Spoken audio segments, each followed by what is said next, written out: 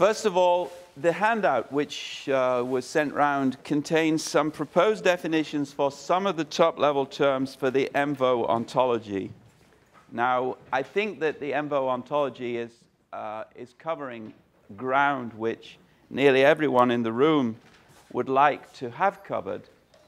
I think that it's getting to be in pretty good shape, but it still needs a lot of help. First of all, if you have any criticisms of those definitions, you should send them to Pierre, and this is his email address. So he is the man in the box that we've been... Are you still there, Pierre? I am. Good. So we need help.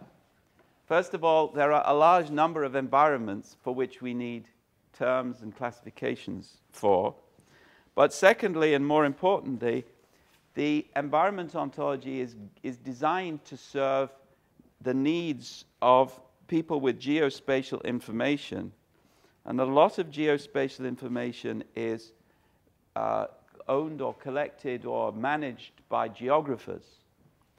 And MVO is not in good shape when viewed through the eyes of geographers or GIS specialists, Geographic Information Systems people. And so we've been trying to solve this problem ever since MVO was first conceived, but we truly need help from people with geospatial community expertise. So we need help generally, but we specifically need geospatial community help. So I would like anybody who has any ideas about how we can fill this gap to communicate with Pia. Yes? I was just saying, there's a guy named Greg Asner, and he does he's with the Carnegie Institute, and he does these projects where they do remote sensing of the Earth. Yeah. They do that analysis, but it goes all the way down to the molecular analysis at those same plots. So that might be a good resource. Okay, I've written it down, Pierre, so I'll communicate that information to you.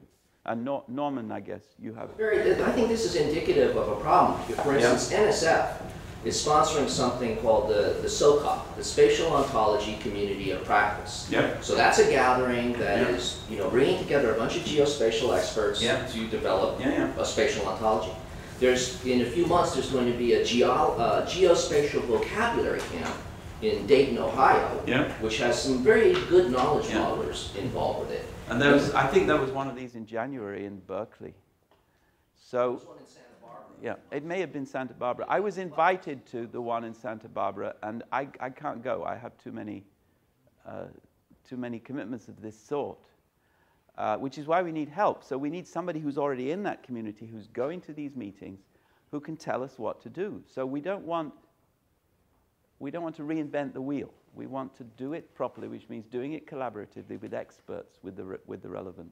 So you use GeoSparkle and the OGC standard around it. That's a standard for,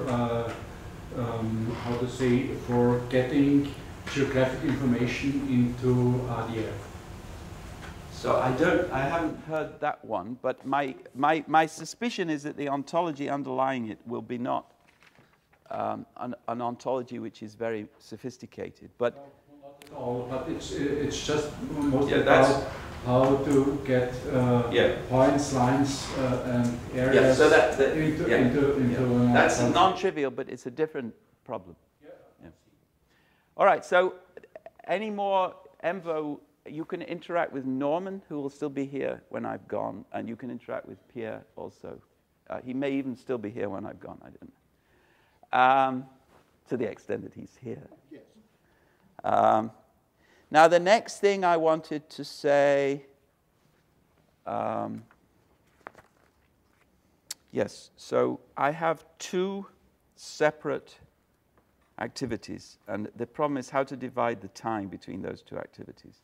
One is to wrap things up, and I think I will do that at the end. The other is to reinvent the Darwin core, or anyway, a very small portion of it, on the board here. And I've been warned that if I start doing that, then it will take more time than we have. So I'm going to do that job in my usual fool's rush in, where intelligent people would already have left the room. I'm going to do that job, but I'm going to have a cutoff of half an hour. So after half an hour, there will be no more discussion, no more throwing of tomatoes, no more attempts to... Are you starting now? I'm going to start now. Start the timer? Yeah. So this is based on discussions I had with John Viturek, is that how you... Yeah. Yesterday. And the idea is to build the top level of Darwin Core downwards from Buffo. Now, Buffo divides the universe, as we saw, or the known universe. So we don't rule out that there could be entities which don't fit into this dichotomy, such as numbers, for instance. But Buffo does not claim to be complete. So all of the coverage that Buffo claims to offer is of continuance and occurrence. And these never overlap. Now, there are two kinds of continuance, namely independent continuance and occurrence. And dependent continuance. And dependent continuance are things like quality on the one hand and role on the other hand. You notice that I follow the rule that all the terms of an ontology are singular nouns. Now, the most important independent continuant for our purposes, in fact, the only independent continuant class or type which we're going to deal with is material entity. And the material entity contains molecules. That's all you need to know. And one very special kind of material entity I'm going to call an organismal entity. An organismal entity is either a whole organism or it's a part of an organism, including a part of an ex-organism, so something that was taken from an organism when it was still running around in the field, or it's a collection of organisms. All right? So... Can it be a collection of organisms and stuff, like soil with microbes in it? I would say that if there is other stuff there, it's still a collection of organisms. It's just not a very clean, it's not a pure collection of organisms. A glass of water is still a glass of water, even though there's bits of other stuff in it. Less attractive on the restaurant table. Not necessarily. It depends on the stuff. All right. Now, another kind of material entity that Buffo recognizes is a group. So we have object. Norman's question is actually a little bit problematic because doesn't that mean that everything is an organismal entity? I mean, no, because remember the question was, what happens if there are little bits of stuff mixed in with the organism, organismal stuff? If there is a little bit of organismal material mixed in with an ocean-sized glass of water, then it's not an organismal entity. But what about a box? Why is he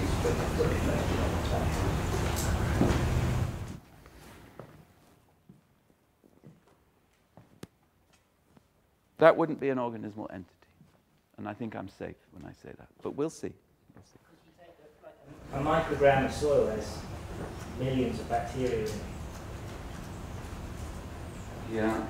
Well, that was kind of yeah. So I think I may actually change my mind about your stuff question. The organismal entity is just the organismal entity. Leave aside the stuff. Stuff has been cleansed out either actually or in thought. It's clean organismal stuff. So we have objects and we have also object aggregates, which is what I will need here. Sorry, object aggregates are a child of material entity.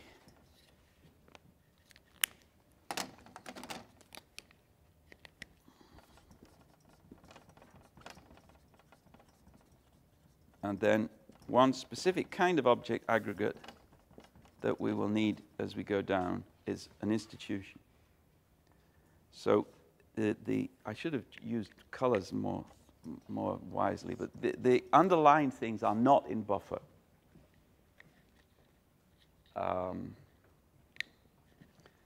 Now, we also have another kind of material entity, which is what I'm going to call a collection object.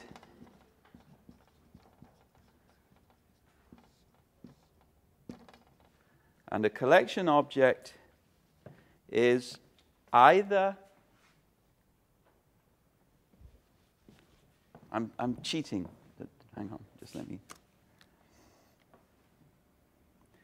So a collection object is a piece of paper with seeds glued to it, or it's a box with a bone inside it, or it's a box with a bone and a photograph inside it, or it's a bone attached to a UBS stick, or it's any combination of those things, but it has some relation to an institution. So either it's on a truck, which is being taken to an institution, or it's got a label from some institution, or it's inside an institution on a certain shelf with a label on the shelf. So let's just say a collection object depends on some institution.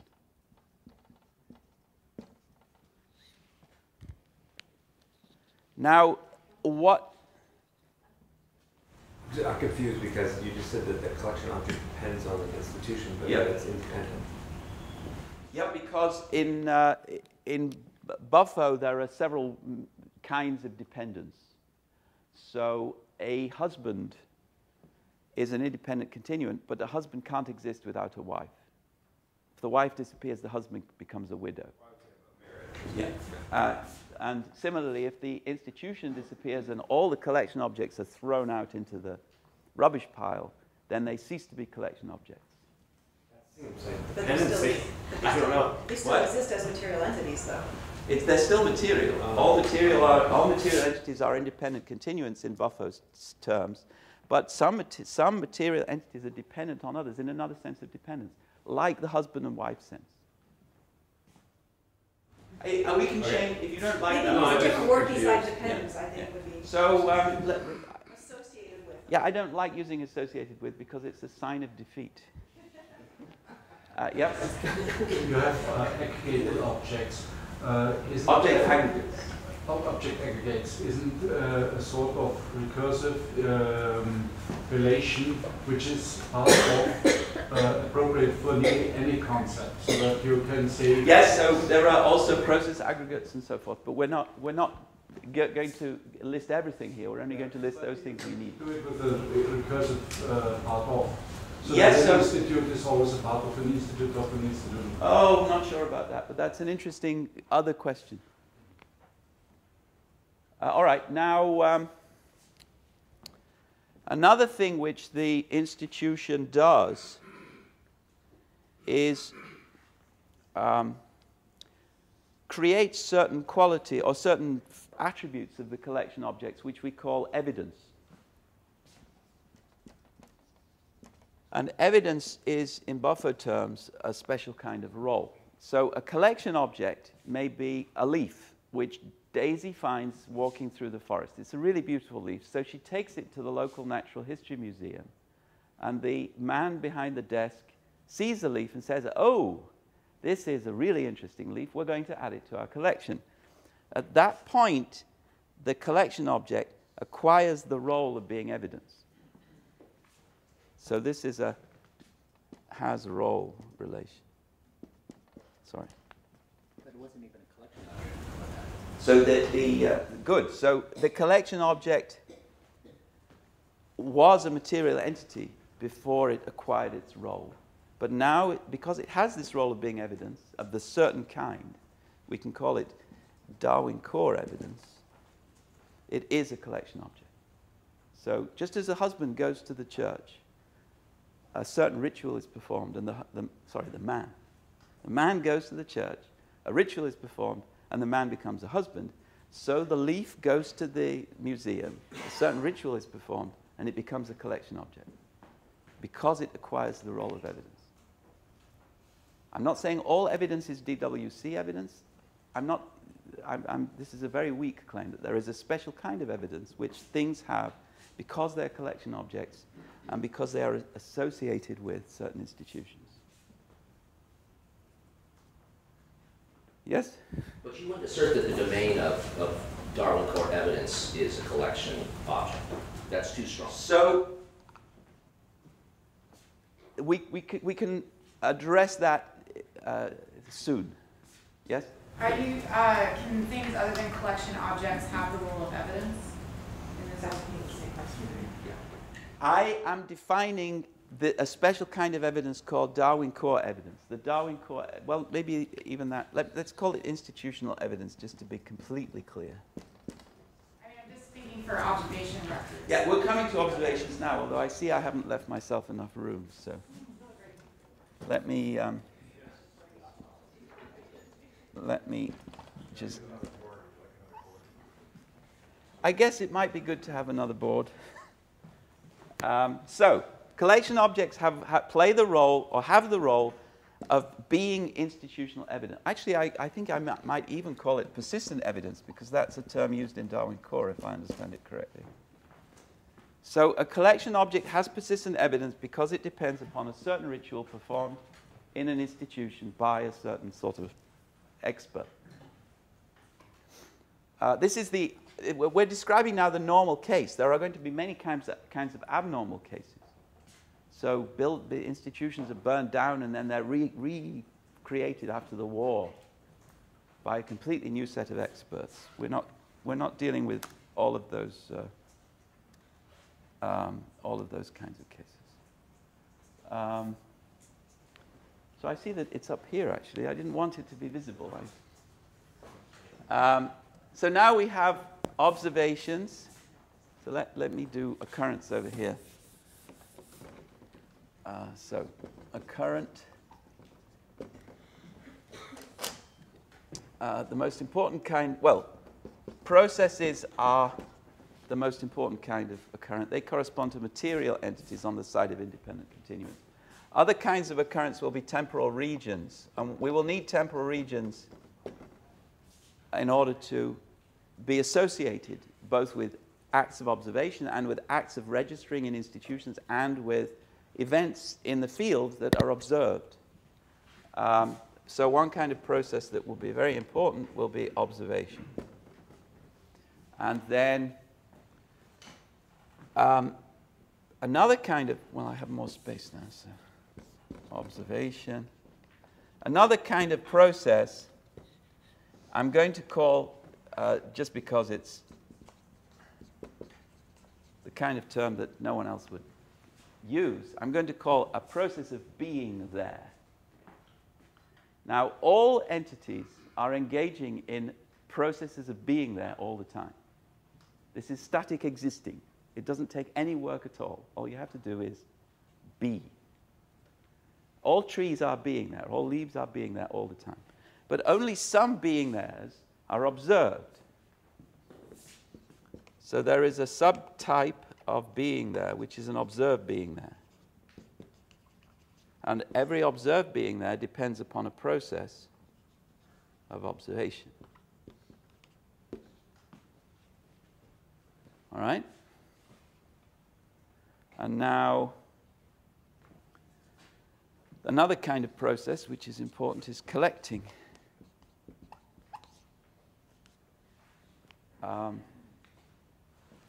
And a collection object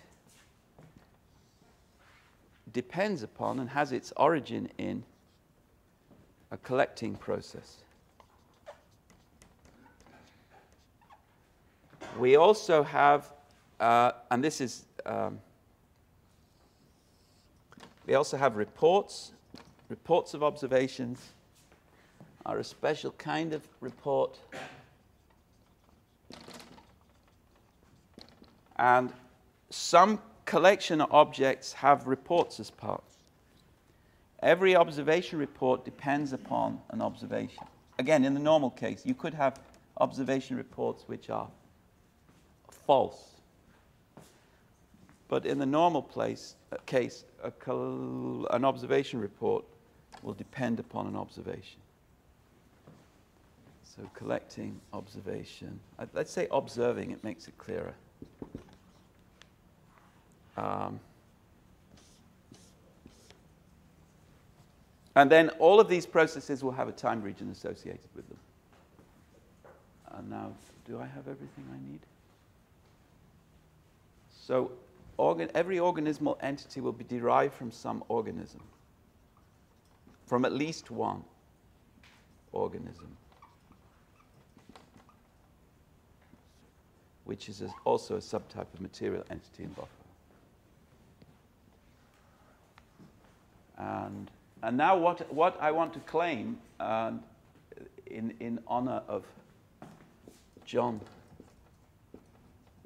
I think it's your proposal, although that's not clear to me now, that we get rid of occurrence from Darwin core and replace it with two terms, organismal entity and collection object.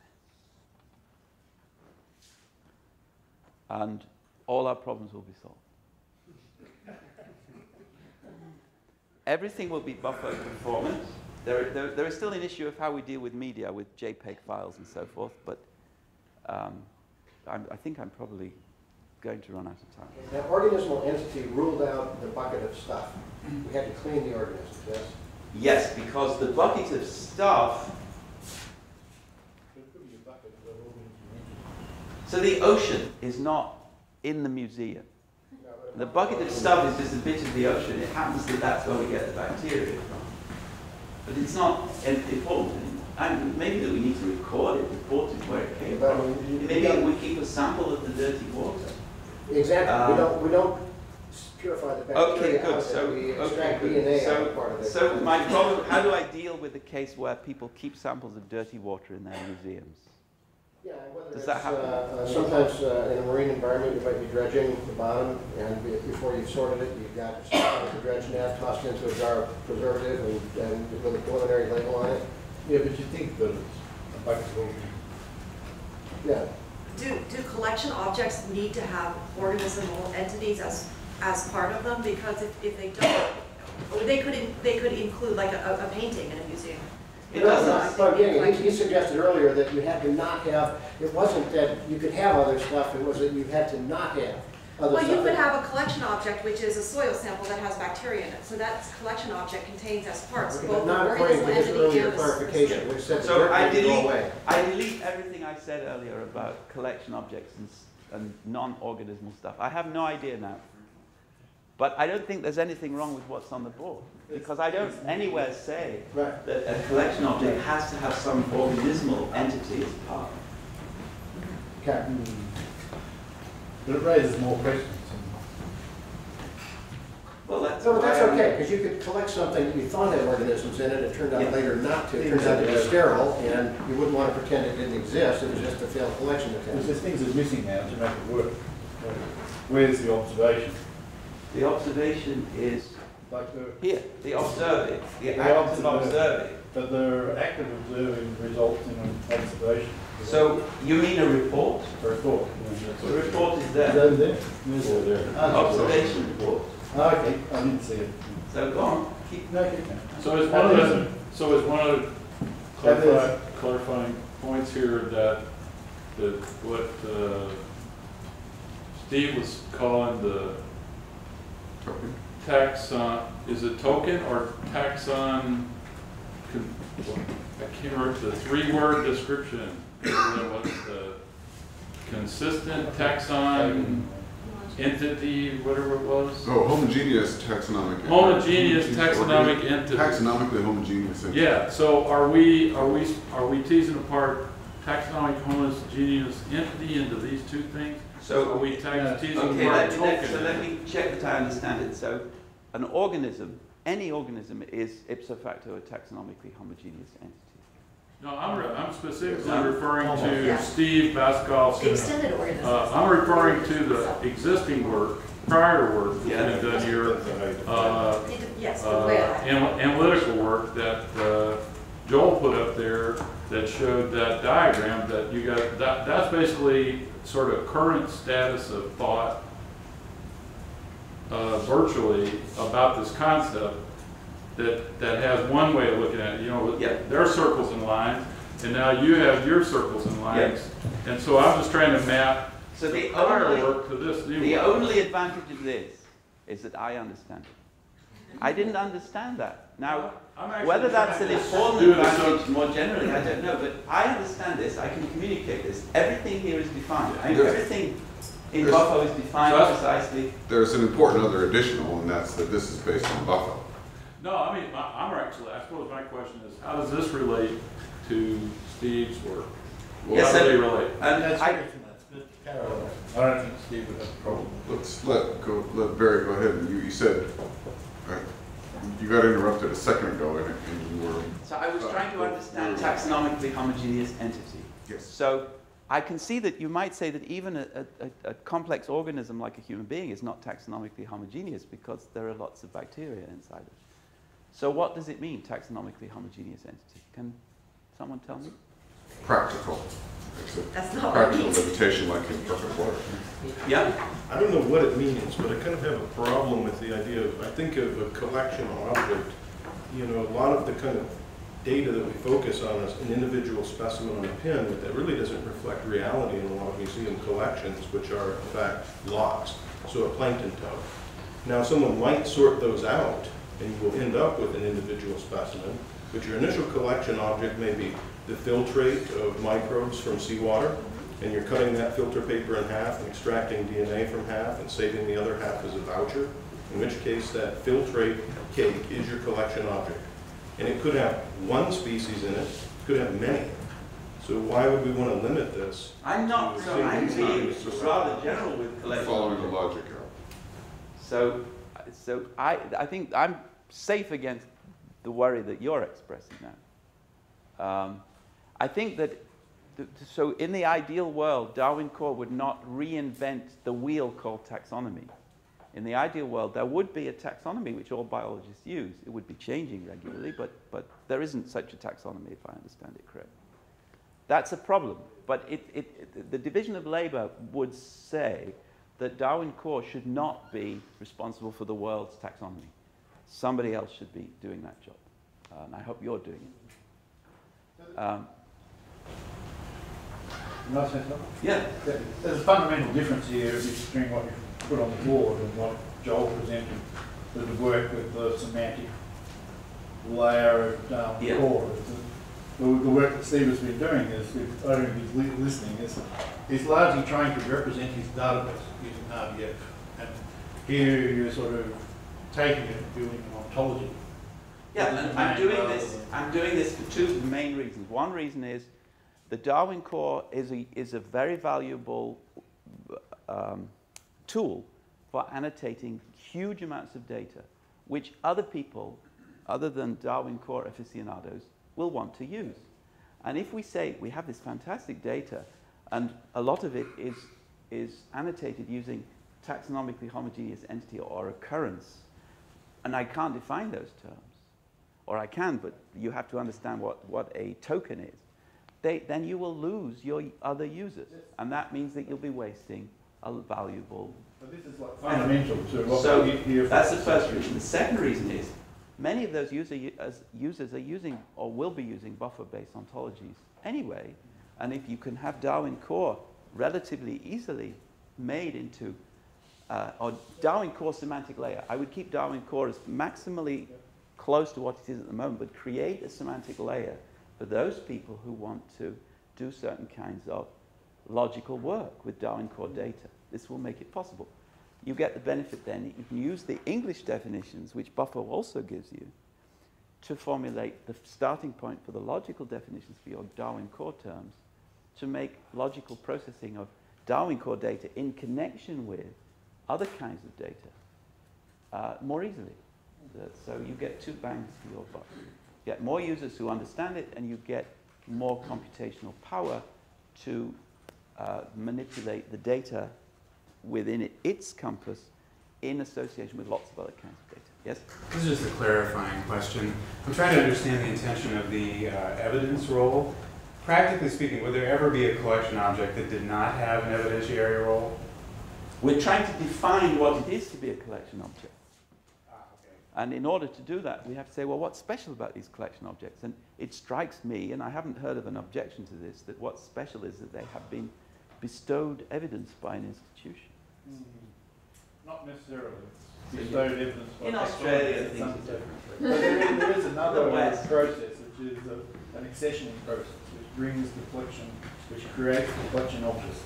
So it brings this result of your gathering and puts it into institution and creates a collection. Yeah, I think we're agreeing. I don't think there's any. Good. Okay. So, are we done? I just have a question to the diagram. What's the concept below persistent? I never use the word concept. So one of my principles of good practice in ontology is never use the word concept. Because people who use it normally can't find it. The word. What is the word below? What is the word? Below persistent evidence. Organism. So every organismal entity is derived from at least one organism. Where derived from means, for instance, take. So this is the very Smith meaning of define. No.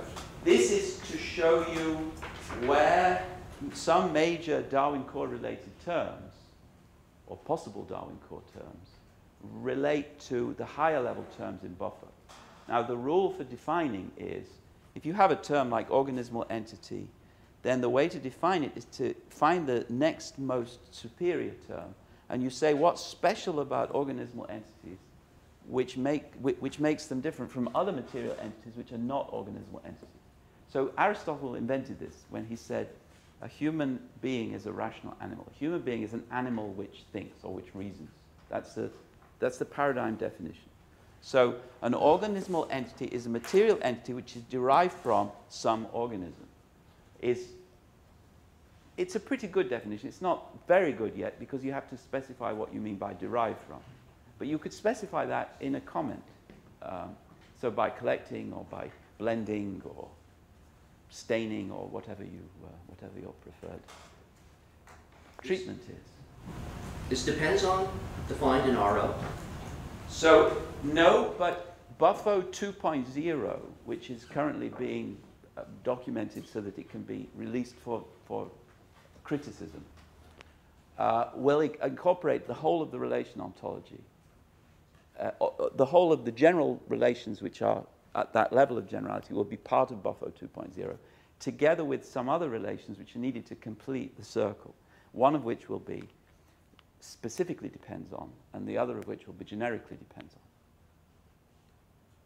And are you defining that property based on some sort of OWL constraints? So there will be 3 official releases of Buffo 2.0, one in English, one in first order logic, and one in OWL. OWL DL, OWL 2 DL. And you can inspect all of those, but they're not publicly released yet. So can you point out where Buffo ends and where your... Yes, so everything that is underlined is not Buffo. So process, time region, occurrent, a material entity, independent continuum, these are all role, quality, these are all Buffo, but everything else, so this is Buffo here. Everything else is something which is defined by downward population from Buffo. Now, it doesn't necessarily have to be the case that you define from Buffo. You could define from MVO. So another independent continuant term in Buffo is site, and the MVO terms listed, some of them are defined as children of site. And I would assume that some Darwin core terms would be defined from MVO. And I will make some other suggestions as to possible starting points for downward population in a minute. So I'll just add one extra link. So generically dependent continuant would include media. Generically dependent continuant, like JPEG files and so forth. But photographs would be material entities, like reports. And then PDF files would be media. When you have collecting, that could again be nested collecting, since you can have a larger collection. Yeah. So the process of collecting is going to be recursive. in an interesting sense. And then institutions can give other institutions collection objects. And so you have chains of evidence, police work. So. It's the thing with observing. Observing can be powerful, large objects. Yeah. All right, so that's that. And now we go to the wrap-up. And first I'm going to go through some principles. So I will put these slides on the web, probably at the airport. And many of them are hidden, so there are some principles which are not so relevant, but which I've kept in the slides so that you can have a more or less complete set. And I'll explain where you can get more information about these. So they're principles which have evolved. Some of them are of the QWERTY keyboard type. In other words, if everyone does it this way, then we'll all benefit, and it's cost-free, but people still mix. This is one of the QWERTY keyboard types of principles. You should always use singular nouns.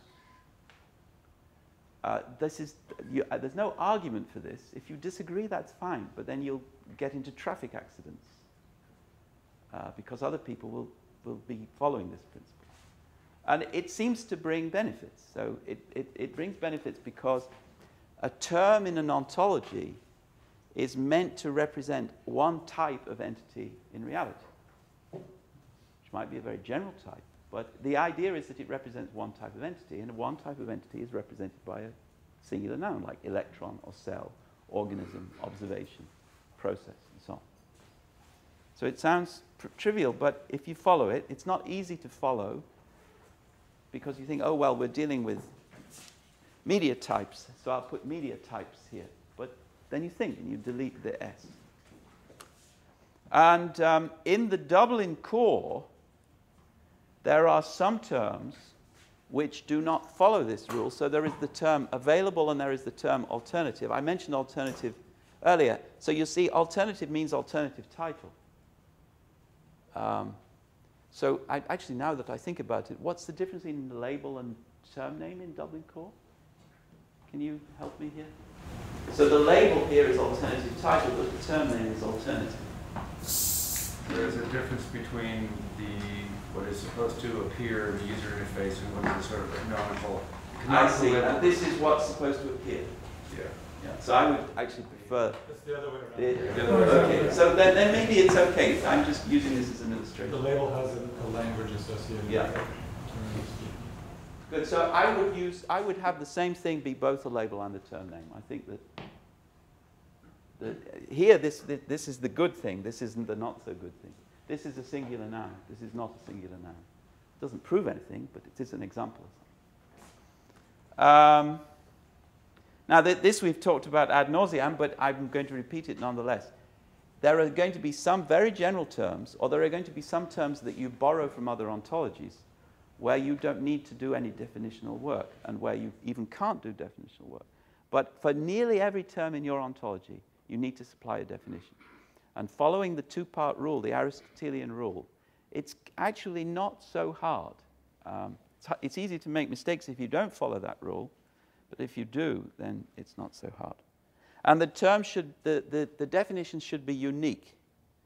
So the natural language and the formal version should be equivalent as far as you can achieve that. That's not always trivial. Now, another principle which I've mentioned, which I will re-articulate here. So every ontology you build, if it's any good, will be used by people who don't understand the way you think. And so you need to anticipate that by making sure that your terms are obvious terms with no special acronyms that only people who, I'm going to say live in Santa Barbara, understand. Since you mentioned Santa Barbara, let me defend why we have. Oh no, because it's a local skill. Yeah. Well, for the rest of the group here, yeah. That when you're trying to deliver practical utility to a target clientele, you are sometimes going to need to refer to terms that don't have universal meaning. But now, Oh, I deleted it. But on the board here, I gave the website. I've mentioned the bioportal a few times. I gave the website for the bioportal. Bioportal is an ontology repository, which is built by the National Center for Biomedical Ontology, and it's very useful. Many of the, I think all of the ontologies that we've been talking about are there, and you can visualize them neatly and so forth, including the OBOE, and including something called the OBOE-SBC. Now I thought, this is really interesting, OBOE-SBC. What does SBC mean? It means Santa Barbara Coastal Ecosystems Long-Term. I couldn't find that. I just found the acronym.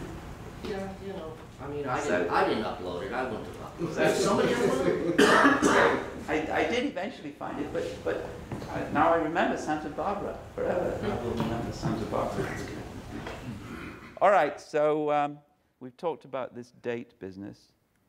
So this date business the problem arises because of secondary users. You should always anticipate that there will be unanticipated uses for what you do. And they will actually be the one. So the gene ontology was originally created to annotate gene array data. But now it's used for all kinds of clinical purposes which were not anticipated by the inventors of it. And that's what make the gene ontology get $100 million grants every 5 years, because it's used by so many different people for so many different uses. And you should anticipate that. That means that you should use terms in ways which everyone else will agree to. So you should use the word cell to mean cell, not squamous cancer cell. Yeah. That's not what the SBC is. If you're using the term cell, and you want to refer that term to something that's in a well-established ontology, it's going to come with a lot of logical entailments. Yes. Right? So when somebody uses your ontology, that's a compendium of, terms coming from a number of namespaces, the inferencing implications become very difficult. Yeah. So we are gradually learning how to manage that. So there is a process which you can Google called myriotting. M-I-R-E-O-T. That means minimal information for reuse of an existing ontology term. And the myriotting is the standard way of solving the problem that you just mentioned. And OntoFox is a tool which is based on the myriotting standard, which enables you to import single terms from other ontologies without having this inferential load. How can that be? I don't understand. Well, I mean, if you have a term that's been defined formally, I think what you're just saying is you take that term out of its formal definition and you reuse it. So the formal definition is part of the minimal information that you bring over. Well, but this is what Mark is saying, is that if you bring all that stuff over, there's a number of logical. You don't bring everything over. You bring some things over. Doesn't mean that the logical entailments go away. They're still there. I mean, you are bringing that. Otherwise, you're changing the term. But right. That's already tackled by RDF principle of XML. You have a namespace where this term originally is. But you're not ripping it out of context. That context stays. You are ripping it out of context to the precisely appropriate degree. Then it's a different term. I mean, then you're defining a different term. You should look anyway. So I'm not doing anything more now than communicating information. This is the same problem. This is the best that we have so far to solve the problem of importance. I mean, it's the same. So you mentioned versioning earlier. I think versioning is a huge can of worms. And yes, of course. You can't. Versioning is very tricky. Absolutely, absolutely. But still, we know what the best practices today are. We know who's actually realizing. I don't think this has been solved. No, but we know what the best practices are. Best doesn't not necessarily mean good. Oh, okay. That's available. Okay. All right. Sorry, I'm sure that you can't avoid homonyms within any controlled vocabulary. Just take cell. Cell has a lot of meanings in different domains. The meteorologists have cells, the biologists have cells. I think a lot of other domains have cells. When you are just in one domain, it's easy to have a unique definition for it. When you put those domains together, which is very likely within environmental science, since it's cross-domain science, then you have both definitions. If you use the name namespace. I would say that you're right in general, and we're going to face these problems when we try to bring prison architecture genomics into play, for instance, where we're interested in the bacteria in cells in prisons. But if we're doing that, then we will have a special name for prison. We'll call them prison cells with all one word. We won't call them cells. So We were suggesting they should probably be called biological cells. So there is a way of solving it by renaming what you're referring to. All right, so another best practice is definition should not be circular. And so, again, I could give lots of examples, but I think that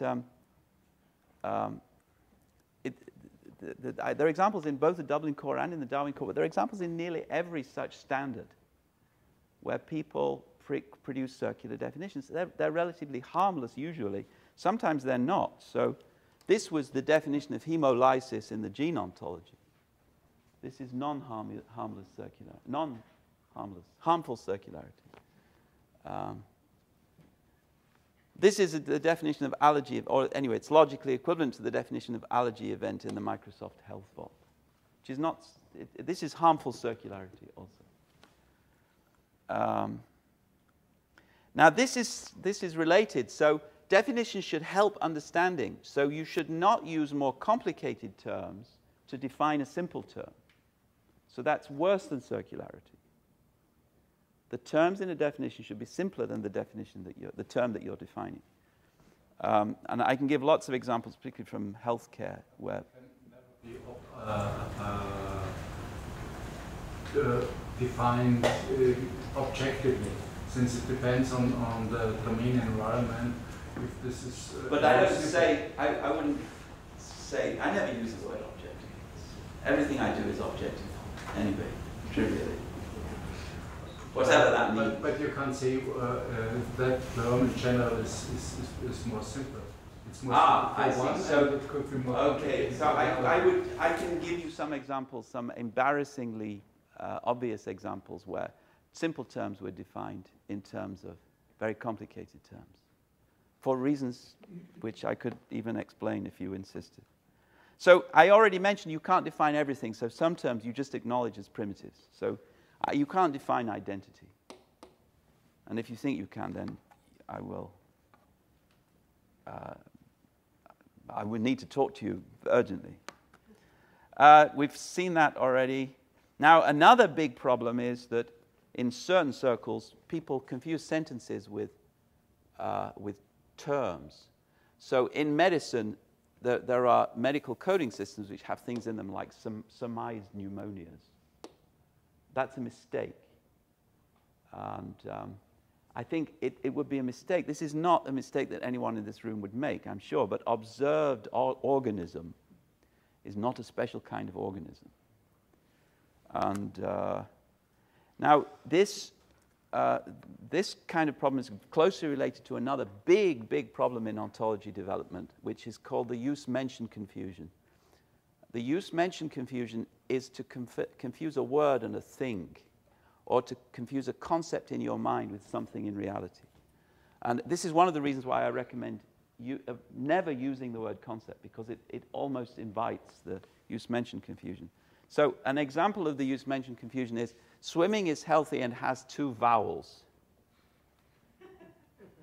And you're laughing, but if we go to the Darwin Core, then we see an occurrence which is defined as the category of so that's 1 level, 2 levels, pertaining to evidence of an occurrence. So this is a 3 levels away from the word which is then repeated. So this is a circular definition plus 3 added levels. So this is like saying not a room is information about a room. And that's the kind of thing that I can show you on the web in the furniture ontology, for instance. It's like saying a room is a type of information about evidence of a room, which is, we just say room. A room is a room, and that's better than this. Sorry, better than this would be if it was about rooms. And then this is the Santa Barbara Coastal Extension, which I still need to know why tagged fish is a subtype of name. In the Santa Barbara coastal ecosystem. As a name? It's part of an enumerated. No, so I think that's actually a mistake in the ontology. So I looked at this last night. Okay. This was done by a domain scientist. That reassures me. It should no, be. It's literally. If that's just a mistake, that's fine. Then I'm going on to the next. These should actually be standards. So these are like units. So, like SBC site names, there are a set of site names. Yeah, and that's fine. Site names are names. It's the same with the other two. And if this was tag, if this was fish tag, that's okay. That would be okay. So a fractured bone is a bone, but a bone fracture is not a bone. It's a fracture. And there are, again, medical coding systems in which bone fractures are classified as bones. This should actually, if you look at the definition, what you call the definition, the comment, it actually is very clear. It says that it's really defining a set of values that are tags used. Okay, that would be fine. So then it's not a mistake, but then the name is unfortunate. It should be fish tag. No, it actually should not even be there. I mean, another part. All right, so in Darwin Core, we get very often these multi-level, so the confusion of X and information about X. So behavior is a description of behavior. And that's the use-mention confusion. Where an event, the event, well, is the category of information pertaining to an event. So that's the use-mention confusion. All right, so that's just some examples of best practice principles. We've learned through hard labor, through 10 years of ontology development, that these principles are needed to be shouted from the rooftops on a daily basis because people repeatedly reinvent mistakes which these principles are designed to avoid. So I've seen it over and over again, and it's easier to write a circular definition. Or anyway, it's not even easier, because once you get the Aristotelian trick, that turns out to be easier still. Ramona? No, actually, Mark was raising his hand. Yeah. How do you feel about observed being there? Does that... Observed being there is a really ugly term, but I couldn't resist it. Well, I thought about I would not recommend that you use this term. You have to find something better. But occurrence is not better. Observed organism. Occurrence is not better because occurrence sounds like something which would be dynamic, where what you mean is just that the organism exists. Or this is the confusion of a sentence with a term, actually. This is more like a sentence. So I would actually prefer it if you could do it not as being a special kind of process, but just have the organism there and a time. So the organism, you have a record, organism Jimmy at 2 o'clock in the afternoon was in Forest F or something. And then you wouldn't need to turn this sentence-like entity into a noun-like entity. Now, the reason why I wanted that to be there was because I was proud of myself that I thought I'd understood what Darwin Core meant by occurrence, finally. So I had to write it down somewhere. All right, now, so let me start with some proposals. You're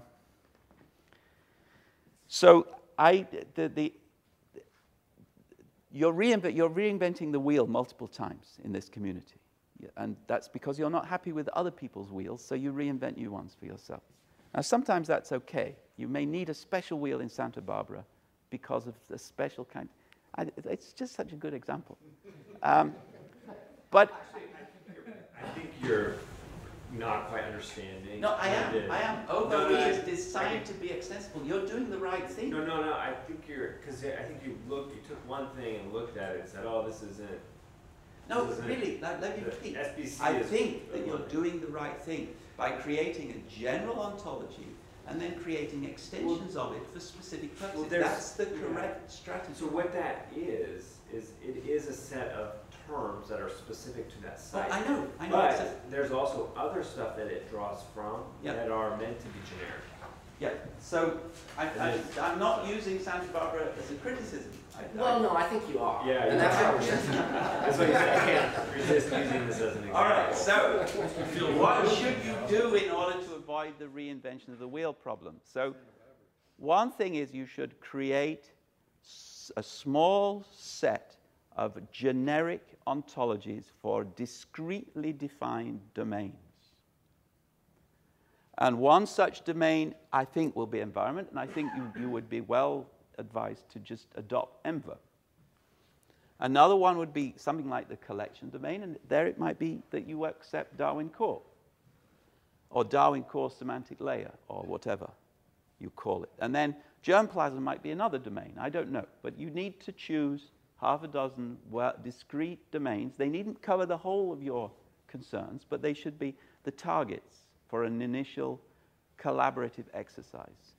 And then people who are experts in these domains, who are keen on the idea of developing some kind of semantic resource, should meet and agree to certain principles. And these principles should be collaborative development so that you share each other's terms for your own definitions. No overlap. So if there are domains where you have, for instance, if there are domains where two ontologies are already building terms, then you have a treaty to agree how you will share those terms or how you will separate them out to be separate. And again, this takes work sometimes because you have a tradition of dealing with them here and the other people want to deal with them there. But that's how science develops, by people finding out what this thing is that they both want to talk about. And I can give you examples of how this has been solved successfully. Once you have the consortium in place and you have your discrete set of ontologies, you then create some kind of coordinating board, which will mean one representative from each of these ontologies together with one or two ontology experts. So Norman, for instance, could be one of those. And then you work out what the common architecture will be, what the syntax will be, what tools you'll use, what test you will use in order to demonstrate the facility of the resource you're building, how you will ensure compatibility. And some of these rules have already been documented by the OVO Foundry, so you can find them on the web. Versioning has to be worked out, insofar as we can work out versioning, but we know what the best practices are. And then some of these ontologies will reuse parts of ontologies outside this. So they will reuse OVO Foundry ontologies. They may reuse other ontologies for museum collections, I don't know. But this is the strategy which I urgently recommend in order that you will be voluntarily investing resources in the hard job of creating consistent terminologies rather than reluctantly investing resources in some local solution which will have a relatively short half-life and which no one else will take seriously. And now, I will repeat again, I think BOFO is a good starting point. I think ENVO and GAS are things that you should take seriously. I would be interested, and I think Ramona would be interested, in collaborations between some of your concerns and the work we've been doing with IDO and the plant ontology, which I'll talk about in a minute. You should definitely look at Uberon if you haven't looked at Uberon. Uberon is a large vocabulary of cross-species anatomy, which is based on the FMA, but it's also based on anatomical terminologies for different species, non-mammalian species. You should look at the ontology for biomedical investigations because that is probably the most sophisticated ontology effort when it comes to logical ambitiousness and scope. So the scope is all that is involved in a biomedical investigation, including things like measurements, observations, assays, sampling, statistics, data processing, equipment settings, parameters, publications. So they really have a very wide scope, but they also have a very clear modularization. So the OB is part of the OBO foundry, but it is itself a little OBO foundry because each module is developed on the principle of division of labor. And I'll come back to OB later on because I think it can be of importance for educational purposes. And then the information artifact ontology. So I talked a little bit about this yesterday. I realized that I'd mentioned the Hamlet without mentioning the prince. So you have two issues when it comes to taxonomy. One issue is taxonomy, that you need a good taxonomy. But another issue is scientific names. Now, if there is any ontology which is going to be able to cope with the questions connected with scientific names, including names for taxons, then it's the information artifact ontology. And I would be interested, if anybody is interested in collaborating on an investigation of how IAO or some of the other information citation bibliographic ontologies could help you deal with problems associated with scientific names, then you should approach me. So now IDO is interesting because IDO has already produced quite good definitions of several terms which seem to be key terms in some of your work, which are terms like establishment, invasiveness, harmfulness, the process of introduction, colonization, and so forth. And I have some reason to believe that you would get a lot of benefits from looking at those definitions, that you can reuse the logical work we did for extra-organismal harmfulness or invasiveness or nativeness or establishment.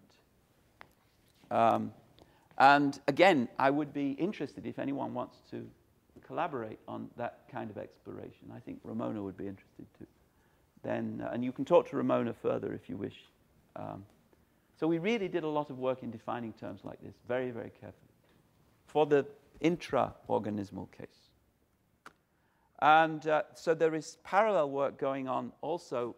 So we talked about the crop ontology, which is going to be included within the plant ontology if things work out. I think that there may be some confusion about the crop.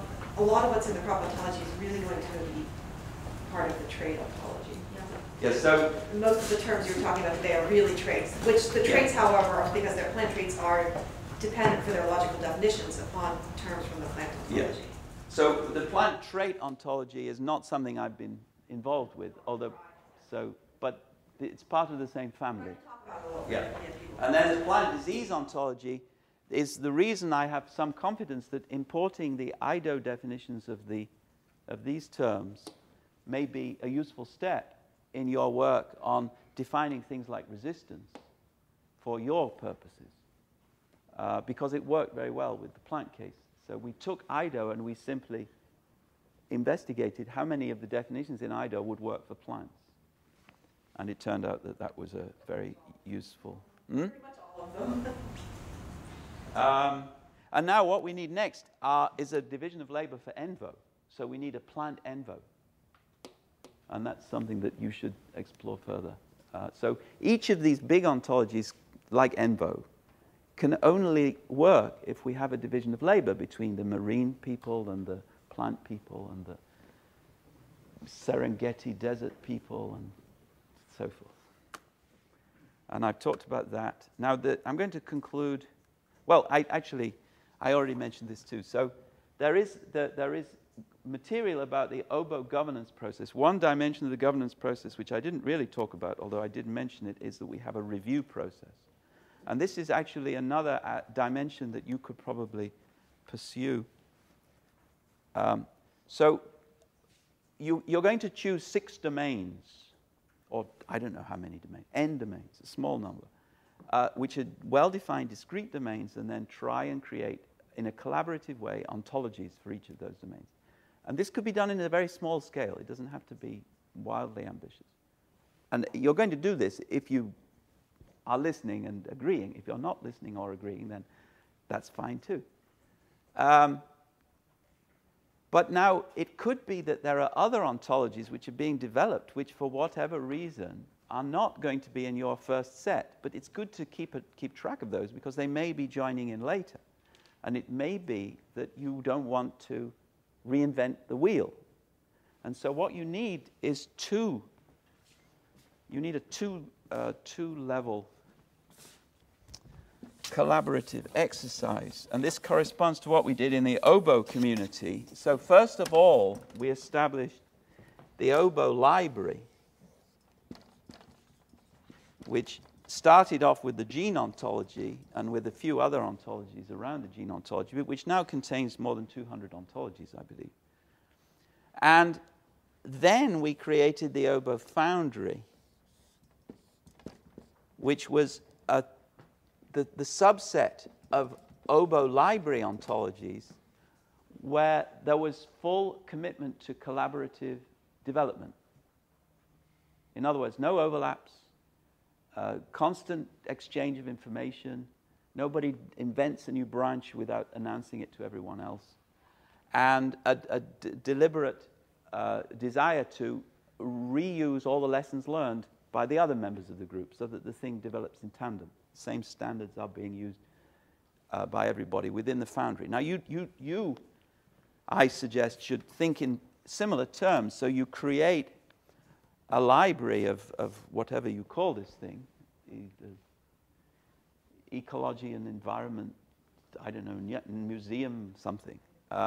You create a library of all the ontologies that might be relevant. You even identify gaps, like taxonomy, that somebody should replace the NCBI. But then, and then gradually, as this thing is successful, and this is what happened in the oboe case, all these other ontologies will start to want to join. And at that point, you have a review process, and you have an education process. So you have to teach the people out here what they have to do in order to be in here. All right. Now, I'm going to conclude by just talking a little bit about education. So I mentioned the OBI. Every 6 months, OBI has a meeting. And it's a very good way of becoming introduced to the sociological, logical, and scientific aspects of ontology development and use and dissemination and so forth. So they really are very, very good at their work. And everyone in this room, I believe, would be interested in their work because we're all doing biomedical or biological investigations. So if you are interested, it's very easy to find the website. You can register for the web forum, and then if you're interested, you can go to the meetings. It's free. They will warmly welcome you. I'm sure that there are many areas represented in this room which need a module within OBI to be developed. And developing it within OBI brings all kinds of benefits, including educational benefits, but also including logical compatibility with what other people are doing. You also can learn about how to do this. Now, the next thing to mention is Protege. So if you go to the Protege website, you will find various videos, tutorials. They have training courses which you can register for. You should download Protege and play with it. It's not. Oh, I by default always download the most recent version, but that's not necessarily the most sensible strategy. It's free, and it's because it's free. It's the editing environment of choice for doing ontologies. You can also use it, well, you can use it to create OWL ontologies, but you can also use it to read RDF, for instance, very easily. And another way in which you can gain useful educational experience is you can go to one of the big ontology meetings. So the next big ontology meeting, I guess, is the ICBO meeting, which is in Graz, in Austria, in July. ICBO is the International Conference on Biomedical Ontology. And there will be organized during ICBO various workshops and tutorials, including a tutorial by Trish Wetzel over there on the NCBO ontology tools, and a tutorial which I will be doing on Buffo, and various other tutorials which will be of relevance to. Tutorial. And an OV tutorial. And an OVO Foundry. And an OVO Foundry one, yes. So you'll get, even if you just come for the tutorials, which is 2 days at the beginning, you will get a lot of value, and Graz is a nice place. But the meeting is interesting too, and I have the feeling that you would actually appreciate what goes on at this meeting, because it covers the whole of biology, from chemistry and genetics at the bottom all the way up to population biology, and with a lot of medical stuff too. But the scope is amazing. And they're all doing ontology, so they can talk to each other because they're all doing ontology. And then finally, in Buffalo, I am organizing various courses, including 2 online tutorials. An online tutorial on Protégé with a special focus on biomedical ontology development in Protégé. This will also be face-to-face if you want to come to Buffalo. And an online and face-to-face tutorial on Buffo, both of which take place in August. And you can find information about these things on my website. You can also find information about some videos which I have posted on my website, which covers the same kind of ground I've been covering in the last 2 days, but with a lot, probably nauseatingly. I didn't repeat myself, but I do give a lot more detail. And so the first one is quite short, so some of the others are very long. So, we have 5 minutes. Has anyone, you or anyone else, written what you might say is a primer, or something that's not the primary literature on ontologies and how they all work, and I don't know, I guess the tutorials that are online or website. Yes, if you go to my website, further down, so first of all, you find announcements of more meetings, including meetings organized within the National Center for Biomedical Ontology. So if you're interested in immunology, we have a meeting on that in Buffalo in June. Here you will also find the tutorials which we mentioned a minute ago. But if you go further down, you'll find some papers. So here you will find the Buffo website. Here you will find a collection of materials which are introductions to ontology. Some videos, some text, some links.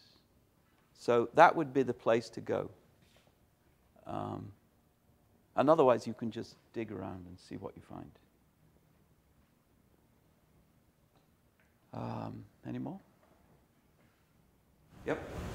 I was wondering, is there a principle that you didn't mention that it would be bad practice to make references to terms within definitions of terms? In other words, rely on the existence of some other term in a... No, that's good practice. That's good practice, because you're building on others' work. So if we do this right, we can save a lot of time by including terms from other ontologies in our definitions. Then you can click on the term and find the definition of that term in the other ontology. So that's the semantic. We do that with line ontology all the time. So we go to OVO, we go to Go all the time. So one plan ontology term maybe has 2 or 3 Go terms. Yeah. So we interact. So it's the goal of the OVO Foundry that all terms within all definitions should either be defined or should be in the home ontology or in one of the other ontologies. And now immediately we face the problem. What do we do where biology meets physics? Because there are no good physics ontologies yet. And so Buffo is now starting a project to create a Buffo ontology of basic physics, energy, force, momentum, those kinds of things. Just so that we have the definitions in the form that we can use in Oberfoundry ontology. That's why we started the information artifact ontology, because to build OB, we needed a general ontology of information artifacts like names and IDs and serial numbers. What happens if the term is deleted in an ontology and say another ontology relies on that term? That's a very good question, actually. You should send feedback to the gene ontology saying that you don't know what to do. So you shouldn't really want to reuse a term if it's been obsoleted from another ontology, because it would have been obsoleted for a reason. The ontology that deleted the term, that made it obsolete, should supply an alternative suggestion for the term that you would use as the that's right. I mean, it's quite dynamic at this stage, but whenever we make a term obsolete, we always suggest a replacement term. So I guess it could be automated to replace the what it relies on. Again, that's the goal, that we will gain benefits when any kind of change is made in a home ontology for our own ontology, because we keep the link, which will be a dynamic link. But also that brings risks. So if you're using OntoFox to myriad terms into your ontology, you create a little script that pulls the terms from the other ontology, and so you can go and run that script every 6 months or so to find out if there have been any changes to the terms that you're importing, and you update right before every release of your ontology, your OntoFox imports. So what would that script do when there hasn't been a deletion? In both cases, when there's been a suggested replacement and when there hasn't? I haven't tried it yet, so that's a good question. It may just throw an error, which would force you to go and look at the ontology, find the deletion, and rewrite your script. I imagine that's what would happen. So that what you do is you hire somebody to do this check every week. And that person will have inter-database referential integrity. That's true, so it should flag as the term doesn't disappear, it just becomes obsolete. So you would still, it would import the term for you, and then you would see, oh, that term is obsolete, I can't use it. That's probably what would happen. Can you also see a reason why it got obsolete? There should be a comment why. Yeah. I mean, it's not always, but there's usually a comment, we make this obsolete. In the plan ontology, it started just for a specific taxa, like Zia or Arabidopsis, and now it's much more general because we have many more requests. So all the terms that were associated with the genus Zia became obsolete. Those terms are now redefined with a more general term. Some of them were actually merged into the more general ones. So if you search for the old ID for the Zia term. Before Barry goes, I'd like to ask him a question. This notion on relying on other extant ontologies feels to me like it may have some of the problems that confronted the Integrated Genome Database project that came out of the German Cancer Research Center, the DKFZ, early in the genome program. And instead of building a bunch of independent databases, Otto Ritter was funded to build this integrated genome database, and he brought together GenBank and PDB and GDB and this sort of thing at a relatively modest budget, meeting in the millions rather than the tens of millions of dollars. But what happened was all of the databases from which he was drawing information tended to improve on a regular basis, which meant on average they underwent 2 schema changes a year. And his software pulling information from those databases, I mean, pulling it in from like 6 to 10 databases, meant he had to go between 12 and 24 changes a year, and it broke. It just absolutely failed under the weight of the change. In 2 respects, not what I'm suggesting. The first respect is you're talking about big databases and big schemas. Some of these ontologies are quite big, but they're not. They're in the thousands or hundreds. They're not in the millions of entries. But the second, more important difference is that the ontologies will be modules which will be managed independently, and that they will have information sharing so that major changes are communicated in advance to all the members of the organization. But the management will not try and create a new single entity. So all of the ontologies will survive, be part of the foundry. The foundry will not be a big